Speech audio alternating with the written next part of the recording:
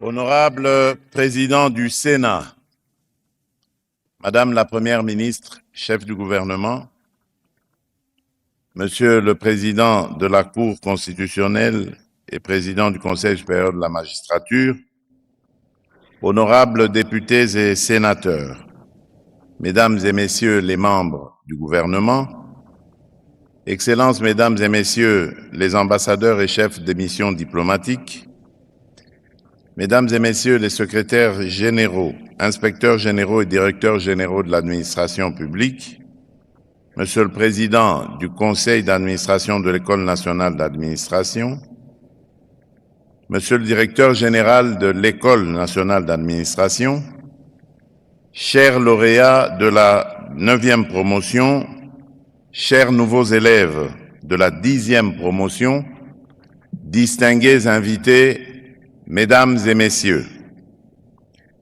c'est pour moi un moment de fierté et de responsabilité d'être parmi vous à l'occasion de cette cérémonie couplée, à la fois sortie officielle de la 9e promotion et accueil de la 10e promotion de l'École nationale d'administration, ENA en sigle.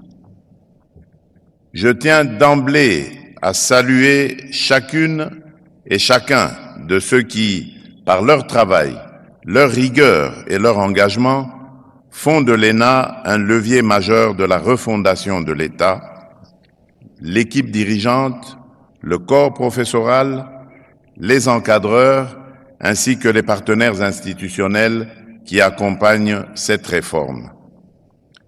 Permettez-moi de rappeler une conviction forte qui guide mon action.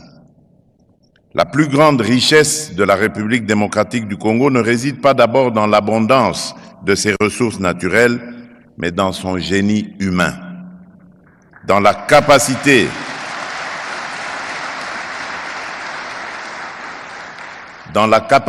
de ses filles et de ses fils à comprendre les défis de leur époque et à s'élever par le travail et l'éthique à la hauteur de la nation. Or, dans un monde où la compétition entre États s'intensifie, où l'efficacité publique devient un facteur de puissance et où la confiance des citoyens se gagne au quotidien, l'administration congolaise ne peut plus être prisonnière des images dégradantes d'hier, celles d'un labyrinthe d'inertie, de lenteur et d'inefficacité. C'est précisément pour rompre avec ces pratiques et ouvrir une ère nouvelle que nous avons décidé de faire de l'ENA l'un des piliers d'une réforme profonde, à savoir briser les chaînes du clientélisme pour consacrer dans notre République le seul culte qui vaille, celui du mérite.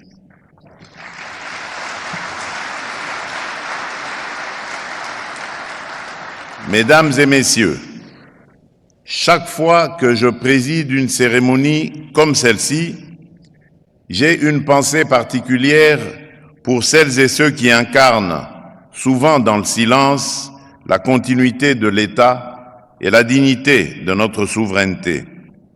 Nos fonctionnaires, nos agents publics, nos policiers et nos militaires.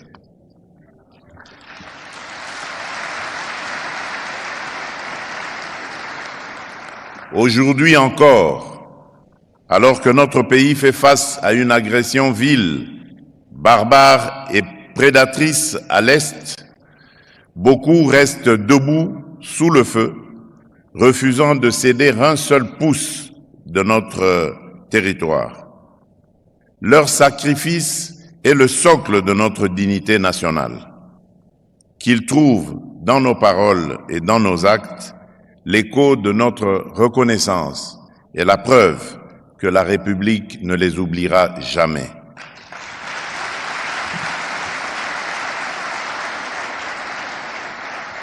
C'est aussi pour honorer cet engagement au service de la nation que nous devons bâtir une administration compétente, loyale, disciplinée, efficace, juste Une administration qui protège, qui régule, qui facilite, qui planifie et qui rend des comptes.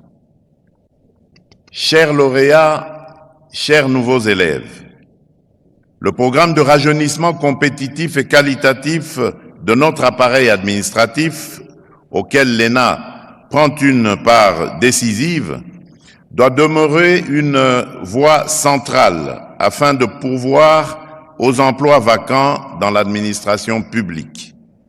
Il garantit à la République des agents compétents, attachés à l'intérêt général, ne relevant d'aucune obédience, mais seulement de leur mérite, de leur vocation et de leur serment de servir. Des jeunes compétents et conscients des enjeux de notre temps, il y en a dans ce pays. Ils existent dans toutes nos provinces, dans toutes nos villes, dans tous nos territoires. Ils n'attendent qu'une chose, que la nation leur tende la main dans la justice et l'égalité des chances, afin que leurs talents deviennent une force publique. C'est cela l'esprit de l'ENA. Ouvrir la porte de l'État à toutes les filles et tous les fils de la République démocratique du Congo, sans aucune barrière, sans autre barrière que le travail, la discipline et le mérite. L'État, en tant que personne morale, a besoin d'hommes et de femmes de qualité pour un fonctionnement optimal. Un État fort ne se décrète pas. Il se construit d'abord par la qualité de ses ressources humaines, par une chaîne de commandement claire, par des procédures simples, par une culture du résultat et par une éthique rigoureuse. C'est pourquoi je salue les efforts engagés par le gouvernement dans la refondation de la fonction publique, l'amélioration des outils de gestion des effectifs, la modernisation administrative, la moralisation de la vie publique et l'affirmation progressive de la méritocratie contre les habitudes de politisation et de clientélisme. Mais je veux aussi fixer un cap plus ambitieux. D'abord, l'ENA doit se déployer. Elle doit se territorialiser afin que la réforme irrigue nos provinces et nos entités territoriales décentralisées, là où se joue au quotidien l'accès du citoyen aux services publics. Ensuite, l'excellence doit disposer d'un lieu à sa mesure, le projet du campus de l'ENA.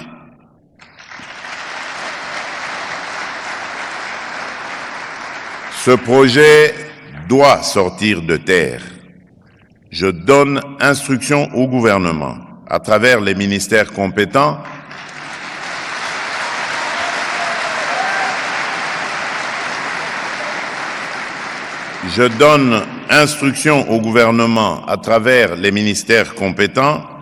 de me soumettre une proposition concrète dans des délais rapprochés afin que ce projet ne demeure pas une intention, mais devienne une réalité visible, utile et durable.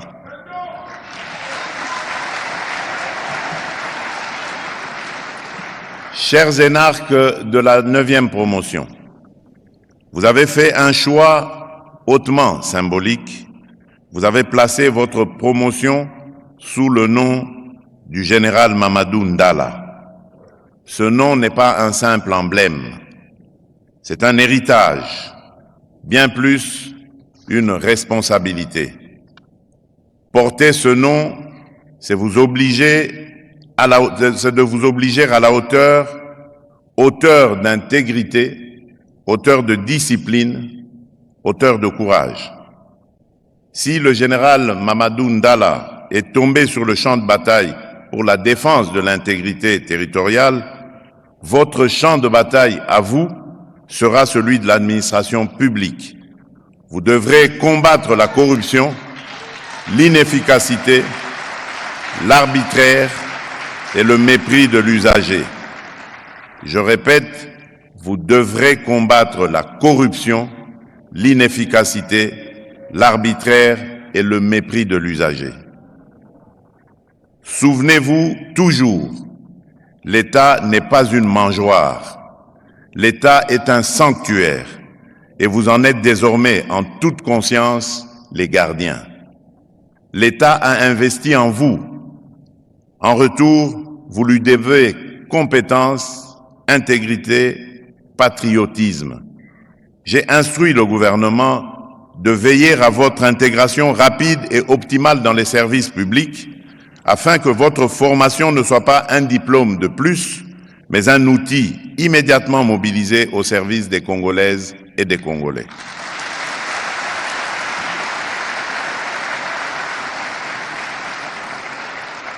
Chers nouveaux élèves de la 10e promotion, vous commencez aujourd'hui une formation exigeante après une sélection rigoureuse et hautement compétitive.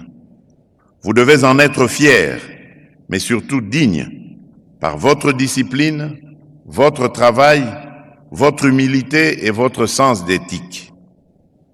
La nation place en vous une grande espérance. Vous êtes appelés à perpétuer et à approfondir l'œuvre de refondation de notre administration. Vous devrez apprendre la méthode, l'esprit de service, la loyauté à la République et la culture du résultat. Vous devrez surtout comprendre que servir l'État n'est pas un privilège, c'est une charge. Et que la première richesse d'un fonctionnaire de l'État, ce n'est pas l'accès aux moyens publics, mais la confiance du peuple. Mesdames et messieurs, en ce jour, je forme le vœu que l'École nationale d'administration demeure une fabrique de confiance et un laboratoire d'excellence. Que notre administration devienne progressivement, mais sûrement, un instrument de transformation nationale. Et que chaque citoyen, de Kinshasa à Kasumbalesa, de Goma à Zongo, sente concrètement que l'État est à son service. Que vive la réforme et la modernisation de l'administration publique. Que Dieu bénisse la République démocratique du Congo et son peuple. Je vous remercie. C'était le discours du président de la République à cette cérémonie de clôture et d'ouverture de la 9e et 10e promotion de l'ENA. Un discours qui montre l'engagement du président de la République dans cette volonté nous arrivons à la fin de la voir cérémonie une administration. Et il est prévu un cocktail pour toute l'assistance dans le parking et les VIP au restaurant. Pour l'instant, Excellence, Monsieur le Président de la République, nous allons demander à l'assistance de se lever pour chanter l'hymne national marquant la fin de la cérémonie.